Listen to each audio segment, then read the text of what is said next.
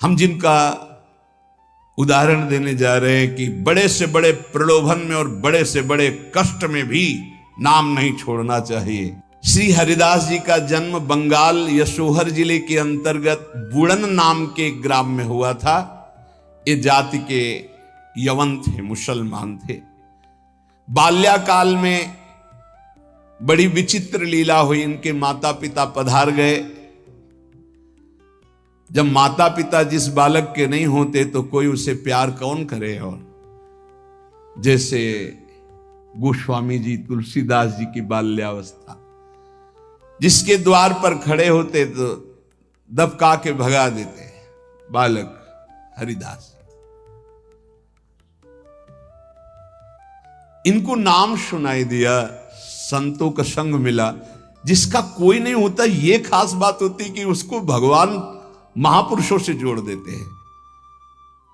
अब इनको जब नाम सुनने को मिला, कोई पूर्व जन्म का ऐसा पुण्य होगा, भगवान की ऐसी कृपा होगी, या भगवान ऐसा स्थिति देखकर दयालुता से, यद्यपि भगवान नाम जपने का कहीं किंचन मात्र कोई संस्कार ही नहीं था, ऐसे कुल में प्रकट हुए थे, यवन कुल में।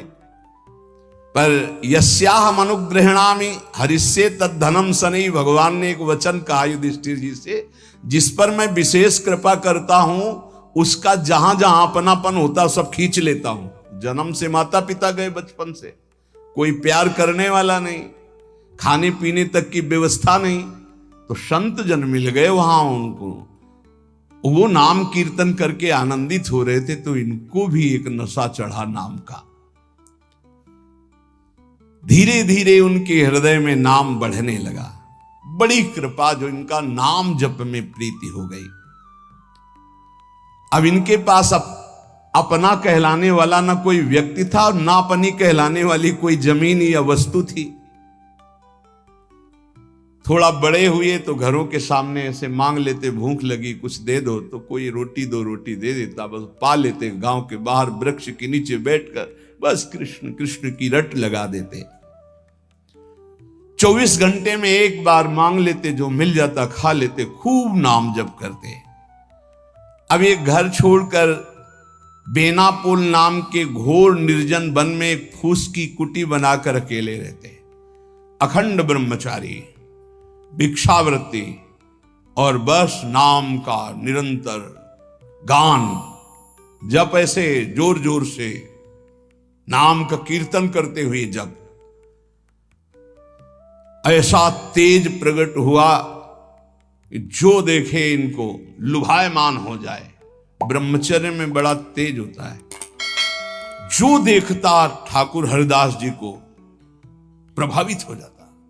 क्या दे दूं, ऐसा लगता क्या दे दूं, कैसे हमसे बात करें, ये हमारी तरफ हेर ले, नेत्र नीचे, बस नाम चल रहा है। जब भिक्षा के लिए जाते तो प्रभावित होकर लोग, एक समय था कि दबका देते, एक समय था मांगने से एक आध रोटी, लोग हाथ जोड़े खड़े रहते, हमसे ले, हमारे पास बैठ के पालो। पर इनका भगवान नाम चल रहा है, ना बोलना किसी से, ना नाम का तार टूटना, बस धीरे धीरे निरंतर नाम उच्चारण करते रहना। भगवान नाम का इतना प्रभाव पड़ा कि जहां वो बैठ जाते वो स्थान पवित्र हो जाता, वहां लोगों को शांति मिलने लगती। ये प्रभाव होता है। इनका यश फैलने लगा दूर दूर तक। अब लोग इनके दर्शन करने के लिए आने लगे। ईर्ष्यालु एक रामचंद्र खां नाम के बड़े जमींदार थे। यार हमारे पास तो जमीन रुपया पैसा कोई नमस्कार नहीं करता है, दो रोटी मांग के खाने वाला नाम जप, इसको जिसको देखो प्रणाम करता चल। ये लगता लगे कौन है, कौन भाई? बोले बाबा जी। बाबा जी मतलब बाबा जी, तो एक लगता है क्या है, मतलब बाबा जी क्या है? उसको लगा मैं जमींदार हूं, रुपया है, पैसा है, हमें तो कोई नमस्कार नहीं करता है, इसको जो देखो नमस्कार कर रहा है, कैसे इसका यश नष्ट करूं? तो पहला बाण होता है कामिनी। जब कभी किसी को नीचा दिखाना होता है, ऐसा होता है। जब कभी किसी का यश होता है तो विविध प्रकार की माया के पार्षद अपना प्रयास करते हैं। तो उसने विचार किया कि इसका कैसे नाश किया जा सकता है, कैसे नीचा दिखाऊं, इसके बड़े हुए यश को कैसे मिट्टी में मिलाऊं। जमींदार तो था ही, पैसे थे ही। उसने विचार किया कि इनके पतन करने के लिए, इनका पतन भी करूं, उपहास भी करूं, दोनों बातें हो जाएंगी। उसने नवीन अवस्था की वैश्या दो, जो उसके परिचय में थी, उनमें से एक को देखा जो बहुत प्रवीण, बहुत सुंदर, बहुत चालबाज, चतुर। उसे कहा, जितना रुपया चाहोगे उतना देंगे, बस इनकी कुटिया में जाओ, इनको पतित कर दो, फिर हम अल्लाह मचा देंगे, और तुम हां बोल देना। वो पैसे में बिकने वाली उसको तो क्या। तो ये बड़े बड़े महापुरुषों के जीवन में होता है। रामचंद्र खान ने एक वैश्या से कहा, तुम जितना रुपया मांगोगे देंगे, इनको भ्रष्ट कर दो, फिर हल्ला मचा देंगे, फिर इनका सब यश धूल दूषित हो जाएगा। पर उनको ये नहीं पता था कि ये भगवान के दास हैं, इनकी सुरक्षा स्वयं भगवान करते हैं। करो सदा तिनके रखवारी, जिम बालक राखे महतारी। जैसे मां दिखाई नहीं दे रही, बालक खेल रहा है, लेकिन पक्का मानिए मां की दृष्टि वही है, अपने बच्चे पे है। कहीं कोई ऐसी बात ना हो जाए जो हमारे बच्चे को दुख हो जाए। वो कार्य करती हुई एक दृष्टि में देखती रहती है। मेरे प्रभु अपने जन को हर समय देखते रहते हैं, हर समय से। जहां मेरा भक्त चरण रखे वहां रखूं मैं हाथ। बस लीला समझ पाना बहुत कठिन है भगवान की। संपूर्ण संसार एक तरफ विरोध करने लगे तो भी भक्त का बाल बांका नहीं हो सकता। जो होगा विधान भगवान की तरफ से होगा। पर नीच पुरुष अपनी नीचता से बाज नहीं आता। उसने 16 वर्षीय वैश्या को, जो बड़ी रूपवती थी, बड़ी प्रवीण थी, चालबाज थी, चतुर थी, उसको खूब श्रृंगारित करके भेजा, जाओ और उनको भ्रष्ट कर दो। जंगल में रहते थे। उसको भी गर्व था कि कोई ऐसा पुरुष पैदा नहीं हुआ जिसको मैं चाहूं और भ्रष्ट न कर सकूं। पर उसको क्या पता था कि परम पुरुष का दास ऐसा होता है। हरिनाम में डूबे हुए श्री ठाकुर हरिदास जी उसकी कुटिया में गए। ठाकुर हरिदास जी ने कृष्ण कृष्ण कृष्ण, शांत बैठे हो अपने कृष्ण कृष्ण, बार बार बोलना चाहती, कुछ बात कर, हरे कृष्ण हरे कृष्ण। सुबह से गई, पूरी शाम हो गई, कृष्ण कृष्ण कृष्ण। जहां वो कुछ बात करने को होती, मां हमारा नाम पूरा हो जाए, फिर वहां 1000-2000 नाम थोड़ी, लाखों की संख्या में 3 लाख नाम तो जोर जोर से जपते थे। वो बार बार बैठी उनकी मुख कांति को देखती रहती, बैठी रही। शाम हुई, सोचा रात्रि में बात तो हो ही जाएगी। वैसे तो 3 लाख नाम जप करके फिर लघु शंका आदि कभी उठते, आज उठे ही नहीं, पूरी रात्रि भी नाम चल रहा है। वैश्या फिर गई, श्रृंगार वंगार करके फिर दोबारा आई, फिर नाम कीर्तन। जब बीच में बोलने की बात करती तो हरे कृष्ण कृष्ण। कितनी कृपा वैश्या के ऊपर। ऐसे महापुरुष को बराबर देख रही, उनका नाम सुन रही। तीसरे दिन एकदम विचलित होकर के, आप हमसे बात क्यों नहीं करते? रुके, हाथ जोड़ा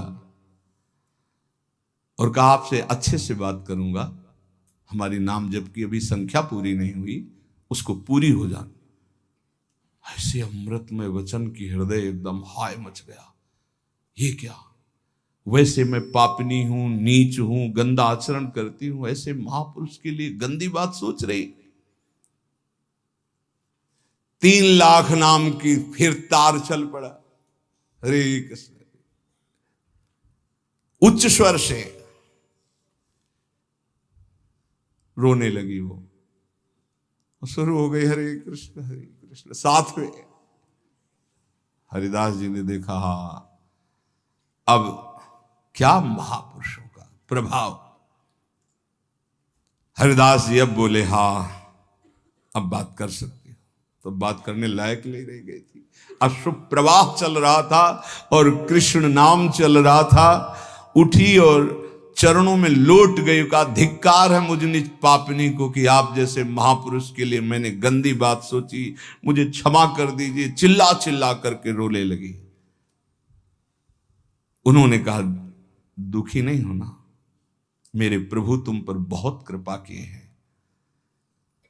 वो आंखों से आंसू बहाती जा रही, गदगद कंठ से कह रही, पतित पावन आप मुझे स्वीकार कर लीजिए, मैं आपकी चरणों की दासी हूं। आप तो अहेतुकी कृपा करने वाले परम दयालु हैं। आप पात्र और अपात्र का विचार न कीजिए, मुझ जैसी नीच को स्वीकार कर लीजिए। और चिल्ला चिल्ला के रोने लगी। हरिदास जी ने कहा, जो नाम सुन रहा है वो नीच कैसे हो सकता है। उन्होंने कहा, आप मुझे जानते नहीं, मैं वैश्या हूं, मैं लोक निंदित हूं, मैं बहुत ही गंदी हूं, मैं खोटी बुद्धि से आपको भ्रष्ट करने आई थी। हरिदास जी ने कहा, इस समय आपके हृदय में क्या है। बोले, भगवान बस आपकी दास्ता, आपके आदेश का इंतजार। मैं क्या करूं, मुझे आदेश कीजिए, मैं नीच कैसे पवित्र हो सकती हूं। मैं आपकी शरण में हूं, आप मेरा उद्धार कीजिए। हरिदास जी ने कहा, देवी अब तुम वैश्या नहीं रही, उठो। मेरे प्रभु बड़े पतित पावन हैं, उनका नाम उनसे भी महान है, क्योंकि प्रभु को अधीन कर लेता है। मेरे प्रभु के नाम में कोई भेदभाव नहीं, कोई भी जप सकता है, कोई भी अपना परम कल्याण कर सकता है। मेरे प्रभु के नाम में इतनी सामर्थ्य है कि कोई इतना पाप इकट्ठा ही नहीं कर सकता जितना नाम में पाप नाश की सामर्थ्य है। तुमने जो पाप कर्म से पैसा पैदा किया है, आज से उसका प्रयोग मत करना, उसे हटा दो, उसे दे दो, गरीबों को बांट दो। और आज से तुम जो 3 दिन से नाम सुन रहे हो, इसी नाम को रटो। देखो, ये नाम तुम्हें परम पावन कर देगा। वैश्या ने कहा, अब तो मैं जाऊंगी नहीं अपने घर, संपत्ति बांटने की तो बात, अब वहां जाऊंगी नहीं। तो उन्होंने कहा, फिर इसी कुटिया में रहकर तुम नाम जप करो। मैं चला। वो वैराग्य लेके उसी कुटिया में नाम जप करने लगी और उसका नाम हरिदासी हुआ। और हरिदास जी उसी समय उस कुटिया से निकले, सीधे शांतिपुर अद्वैताचार्य के समीप चले गए। अद्वैताचार्य जी बहुत बड़े महाभागवत, वो सदैव श्री कृष्ण चिंतन में संलग्न रहते, अद्भुत विद्वान, शास्त्रज्ञ, भगवत प्रेमी महापुरुष। अब वो फटे पुराने कपड़े पहन करके वैश्या वही नाम कीर्तन कर। अब उस जमींदार के तो होश उड़ गए कि मैंने भेष छुड़वाने के लिए वैश्या को भेजा था और यहां वैश्या ही अपना भेष परिवर्तन करके वहां नाम जप करने लगी। ये क्या है नाम जापक जन, भगवान के जन। उस वैश्या का वैसे ही सम्मान होने लगा कुछ वर्षों बाद जैसे हरिदास जी का होता था।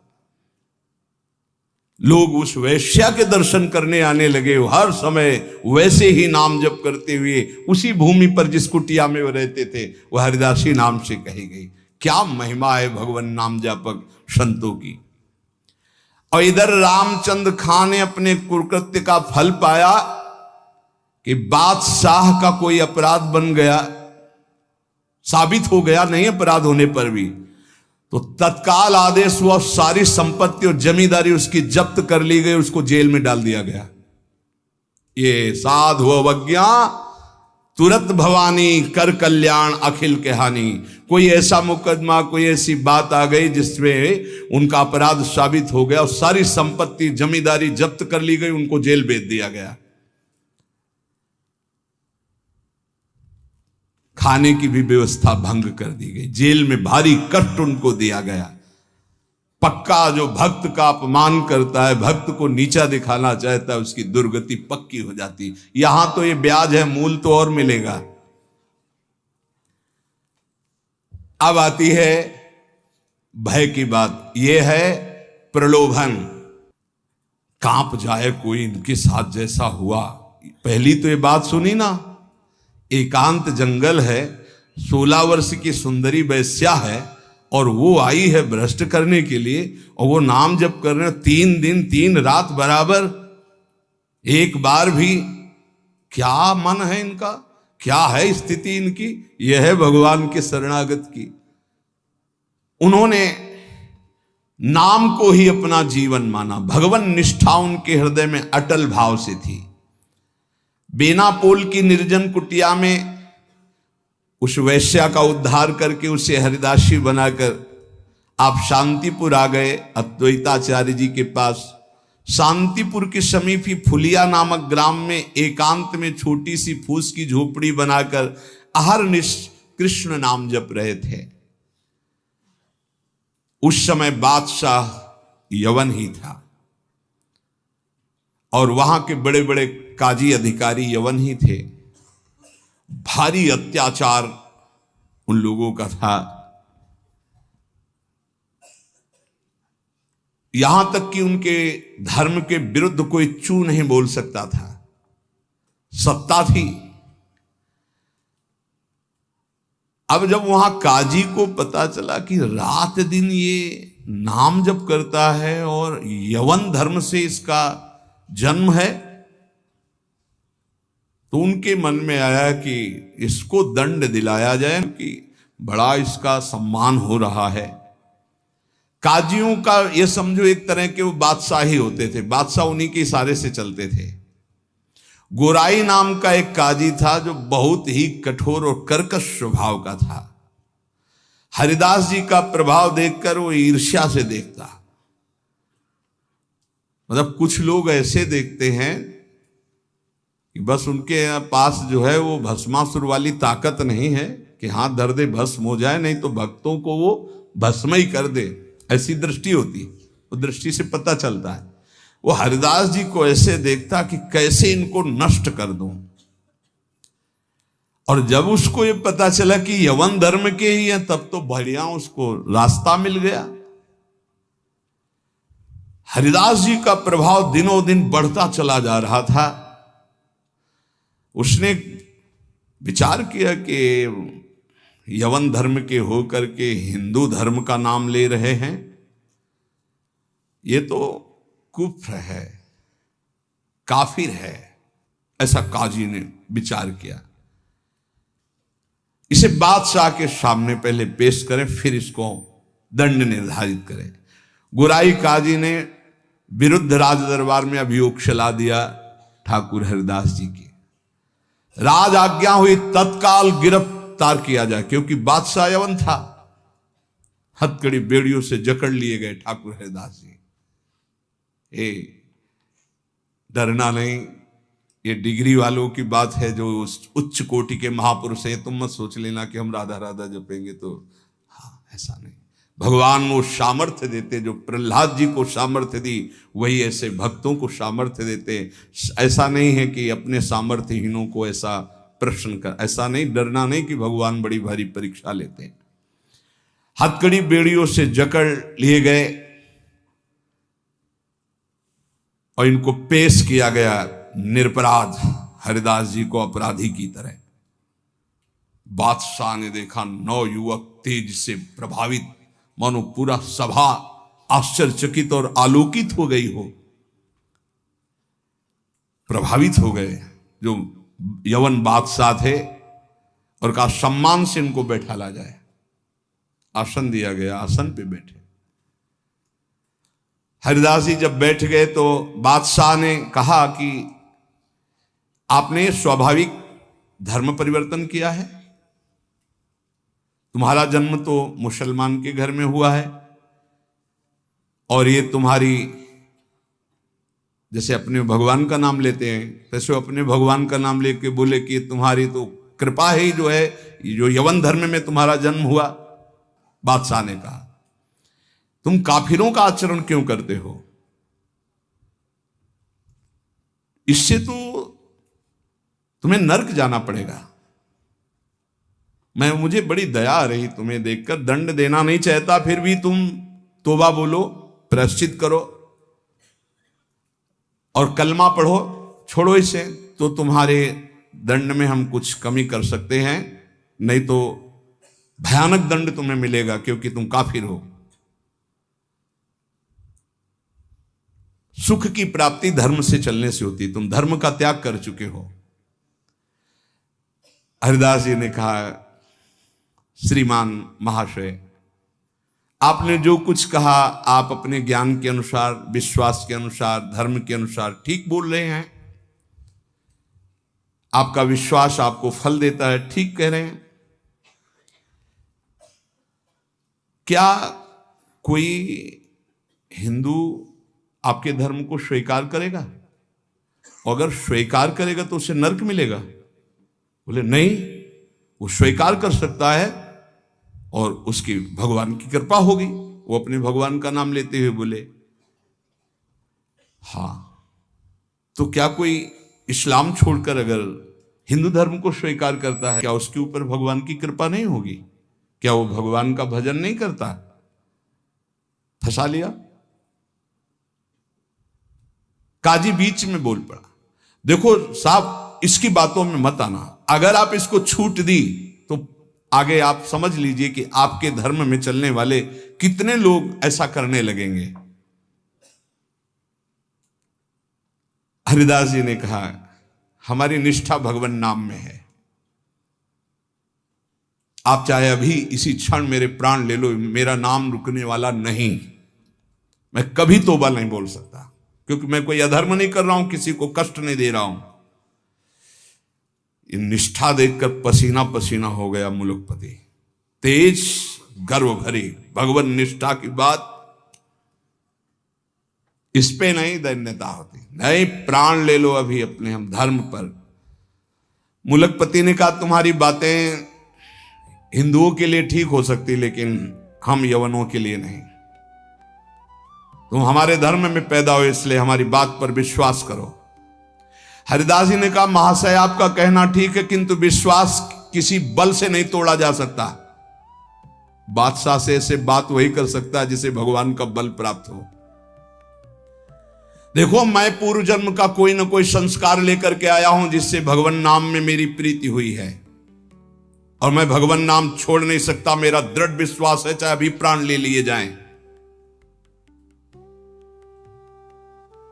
और अगर आप ऐसे ही दंड देने वाले हैं, तो कितने लाखों हिंदुओं को मुस्लिम बना लिया, क्या उनको दंड दे रहे हैं आप? यदि ऐसा वो दंड के अपराध भागी नहीं बने कि हिंदू धर्म छोड़कर आपने उनको यवन धर्म में बना लिया, तो मैं यवन धर्म छोड़कर अगर नाम जप करता हूं तो मैं अपराधी कैसे हो सकता हूं?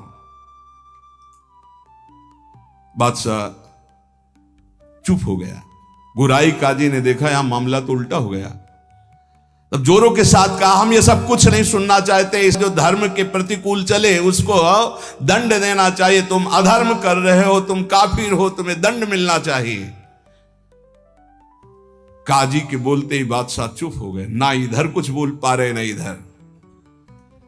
फिर कहा कि देखो, गोराई काजी जो कह रहे हैं तुम वो बात मान लो और कलमा पढ़ो और छोड़ो ये नाम जप करना। हरिदास जी ने कहा, श्रीमान महाशय, हम एक बार केवल बोलते हैं, दोबारा आपको जो कहना हो सो कह लीजिएगा, मैं बोलूंगा नहीं। मैं प्राण त्याग सकता हूं, पर भगवान नाम नहीं छोड़ सकता। क्या निष्ठा है! आप दंड जो देना चाहे मैं स्वीकार करता हूं, लेकिन नाम नहीं छोड़ सकता। मेरी देह के आप इसी सभा में सैकड़ों टुकड़े कर दिए, हर टुकड़े से निकलेगा कृष्ण कृष्ण कृष्ण, छूटेगा नहीं नाम। मैं तुम्हारे दंड देने से विचलित नहीं हो सकता। मैं हरिनाम को जब तक श्वास है नहीं छोड़ सकता। अब आखिरी मेरी ये बात है, आप चाहे दंड दें या जो चाहे सो करें। निर्भीक उत्तर सुनकर के बादशाह सोच में पड़ गया। कि ऐसे महान को क्या दंड दे। गुराई काजी की तरफ देखा। गुराई काजी ने कहा, हुजूर बिल्कुल दया नहीं, दंड चाहिए, नहीं तो फिर बड़ी समस्या आ जाएगी कि अपने धर्म के लोग बहुत से उधर हो जाएंगे, बहुत हानि हो जाएगी, मनमानी लोग करने लगेंगे। मुलकपति ने कहा, सही पूछो तो मेरे में हिम्मत नहीं है, तुम बोलो दस्तखत हम कर देंगे। क्या दंड दिया जाए तुम बोलो, दस्तखत कर देंगे, लेकिन हिम्मत नहीं कि मैं दंड निर्धारित कर सकूं। गुराई काजी ने कहा, हुजूर मेरी जो अंदर बात आ रही, इसको ऐसा दंड देना चाहिए कि पूरे विश्व में कोई भी इनके विपरीत आवाज ना उठा पावे। क्या क्या दंड निर्धारित किया जाए? प्राण दंड, वो भी ऐसे सीधे प्राण दंड नहीं, 22 बाजारों में कोड़ों से मार मार कर बेत और कोड़ों से इसकी जान ले ली जाए, जिससे सब कोई देखे कि धर्म के विरुद्ध चलने वाले को कैसा दंड दिया जाता है, सभी लोग ऐसा देखें और किसी की हिम्मत ना पड़े। मुलकपति ने दस्तखत कर दिया, ऐसा ही। अब तो क्या था, जल्लादों ने तत्काल हाथ बांध दिए महान भगवान नाम जापक के, और वही दरबार से शुरू किया गया। वो कोड़े जो ऐसे लगते कि खाल को खींचते चले जा रहे, घाव पे घाव, हर बाजार में भीड़ में सब जगह ऐसे। ठाकुर हरिदास जी बोलते, हरि बोल, जहां कोड़े लगते हरि बोल, हरि बोल। बलिहार है क्या हृदय भगवान ने बनाया इन महापुरुषों का कि इतना भयानक पीड़ा और कष्ट के बीच में कभी आह नहीं कहा। पीठ में से रक्त की धाराएं बह रही, रक्त बह रहा है। निर्दयी जल्लाद घावों पर कोड़ों का प्रहार कर रहे, और हरिदास जी के मुख से वही जोर की ध्वनि निकलती, जैसे कोड़ा पड़ता, हरि बोल, हरि बोल। धन्य है ये जगत इन्हीं महापुरुषों के नाम कीर्तन से, इन्हीं के यश कीर्तन से आज पावन है। सत्य कहते हैं, इन्हीं महापुरुषों के प्रताप से आज हम कुछ हरि बोल, कृष्ण बोल, राधा बोल सकते हैं। नहीं, हमारी सामर्थ्य क्या, यही सब ये साक्षात भगवत स्वरूप पार्षद अवतरित हुए जो ऐसी सामर्थ्य का दर्शन कराया। ये है भक्ति, ये है निष्ठा, नाम निष्ठा। चेहरे पर तेज और मुस्कुराहट है, जवान पर हरिनाम है, शरीर पर कोड़ों की वर्षा है। जरा विचार कीजिए क्या स्थिति है, क्या स्थिति है। मतलब देखने वाले चीख पड़ते, रो पड़ते, दुख से आंखें बंद कर लेते। अरे ऐसे निर्मम जल्लाद ऐसे महापुरुष को कष्ट दे रहे हैं जो निरपराध, कोई अपराध नहीं किया, लेकिन किसी की हिम्मत क्या कि कोई बोल सके, कोई रोक सके बादशाह के हुक्म के आगे। हरिदास जी की वही मुस्कुराहट, वही आनंद भरा शब्द, हरि बोल, हरि बोल। जल्लाद पीटते चले जाते हैं। 22 बाजारों में घुमा घुमा करके, कोड़ों से मार मार करके, लथपथ मांस के टुकड़े गिर रहे हैं, ऐसे कोड़े मारते कि चिथड़ा हो जाता शरीर। जल्लाद आश्चर्य में हो गए कि किस माटी का बना हुआ ये भगत है, एक बार भी उफ नहीं निकला, आह नहीं निकला, हरि बोल, हरि बोल। और जहां वो मारते कोड़े और कहते, अब भी कहता है हरि बोल, हरि बोल, तो मुस्कुरा के देखते बोले, तेरा भी कल्याण हो गया। क्योंकि वो भी यवन जल्लाद थे, वो गुस्सा में बोलते, अब भी कहता है हरि बोल, हरि बोल, तो कहते तेरा भी कल्याण हो गया, क्योंकि तू भी 2 बार तो हरि हरि बोला, तेरा भी कल्याण हो गया। ऐसे कोड़े चल रहे थे कि 10-5 कोड़ों में ही मृत्यु हो जाए आदमी की। पीठ पर असंख्यों कोड़े, नाम बराबर उच्चारण हो रहा है, कोई मुखारविंद में वेदना नहीं, कोई दर्द की वेदना नहीं। हरिदास जी बीच बीच में भगवान से प्रार्थना करते जा रहे हैं, प्रभु किसी का दोष नहीं, नाथ किसी को दंड मत देना, न इन जल्लादों को, न काजी को, न बादशाह को। प्रभु मेरी प्रार्थना है किसी को दंड मत देना। प्रभु से बात कर रहे हैं।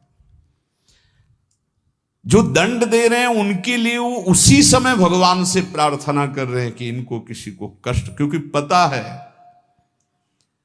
प्रभु ये सब भूले हुए लोग हैं, इनके अपराध को आप कभी मानना ही नहीं कि अपराध किया है।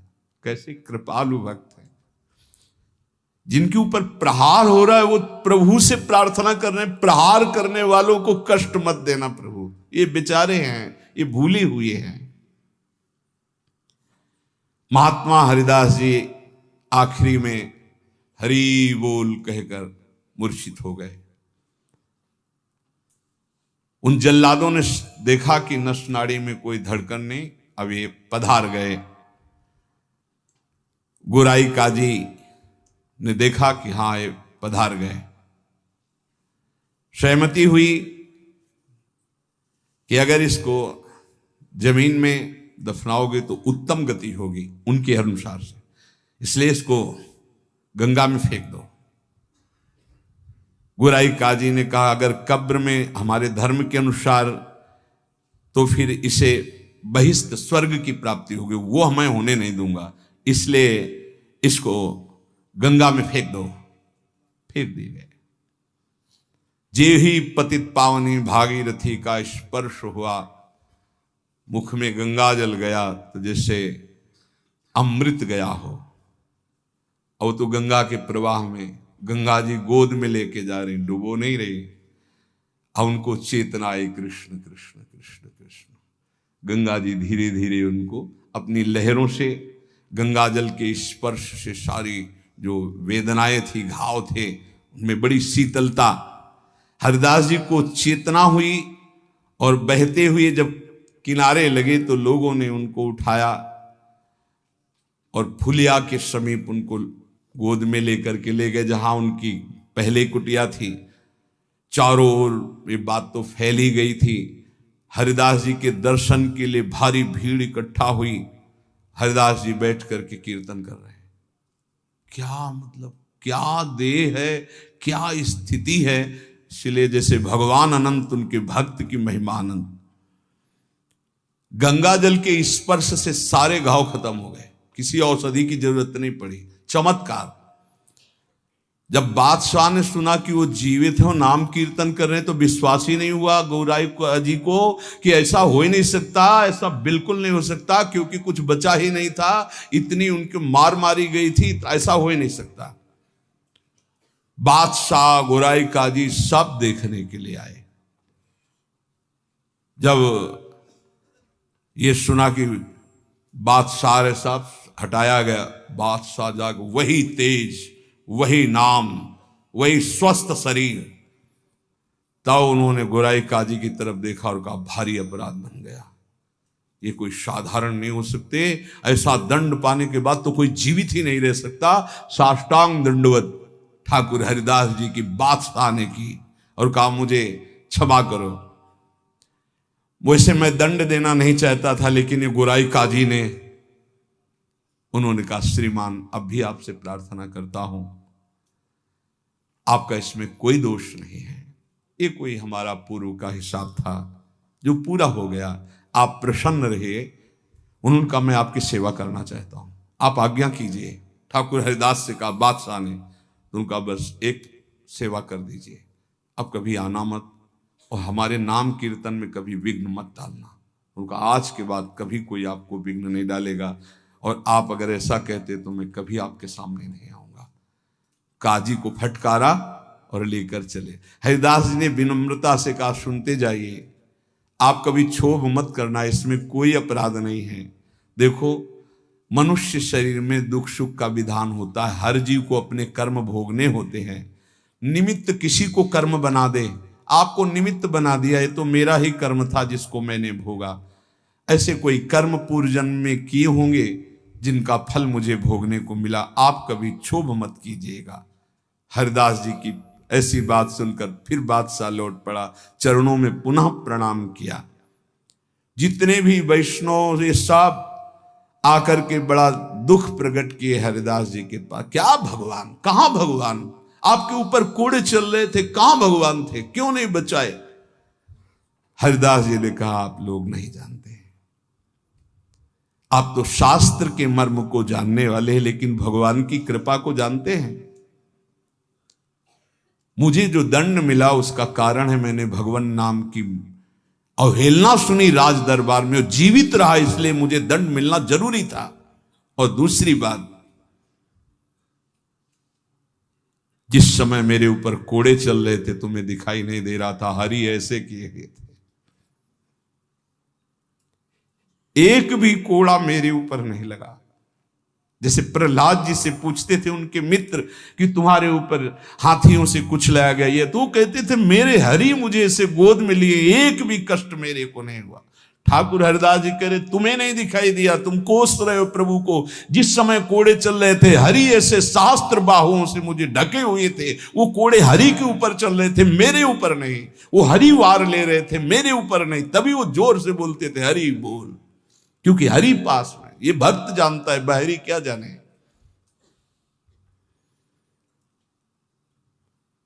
मुझे तो तनिक भी दुख नहीं हुआ, ना क्लेश हुआ।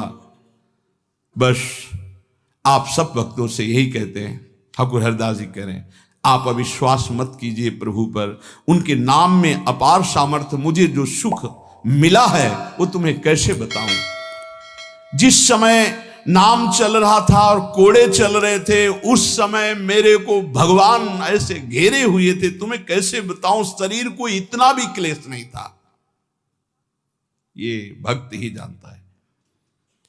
ऐसे उत्तर सुनकर समस्त वैष्णवों को हृदय में संतोष हुआ। नहीं तो एक क्लेश था, कहां है वो भगवान जिनका हम नाम लेते हैं और ऐसे महान भक्त की खाल खींची जा रही है, और वो उस समय कहां है वो जो कहते हैं करो सदा तिनके रखवारी, कहां है?